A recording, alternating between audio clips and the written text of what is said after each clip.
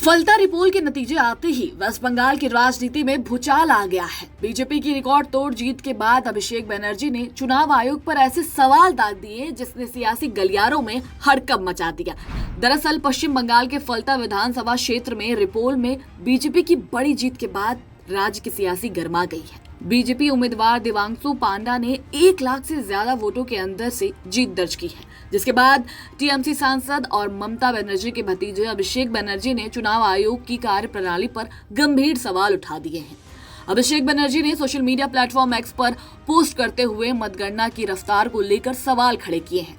उन्होंने लिखा कि 4 मई को दोपहर 3:30 बजे तक केवल 2 से 4 राउंड की गिनती ही पूरी हो पाई थी, जबकि रिपोल वाले दिन उसी समय तक सभी 21 राउंड की काउंटिंग पूरी कर ली गई। उन्होंने चुनाव आयोग से इस अंतर पर देश के सामने जवाब देने की मांग की है। टीएमसी सांसद ने आरोप लगाया है कि पिछले 10 दिनों में फलता इलाके के 1000 से ज्यादा पार्टी कार्यकर्ताओं को अपने घर छोड़ने पर मजबूर किया गया, लेकिन चुनाव आयोग ने इस पर कोई कार्रवाई नहीं की। उन्होंने यहां तक कहा कि आदर्श आचार संहिता लागू होने के बावजूद खुलेआम पार्टी दफ्तरों में तोड़फोड़ की गई और आयोग पूरी तरह चुप रहा। अभिषेक बनर्जी ने पश्चिम बंगाल के नए मुख्य सचिव की नियुक्ति पर भी सवाल खड़े किए। उन्होंने दावा किया कि जिन अधिकारियों पर चुनावी प्रक्रिया में गड़बड़ी और मतदाता सूची से नाम हटाने जैसे आरोप लगे थे, उन्हें ही बाद में राज्य सरकार में अहम जिम्मेदारी दे दी गई। उन्होंने कहा कि ये नियुक्ति उस समय की गई जब फलता में आचार संहिता अभी भी लागू थी और मतदान प्रक्रिया पूरी तरह खत्म नहीं हुई थी। उन्होंने मतगणना केंद्रों को लेकर भी गंभीर आरोप लगाए।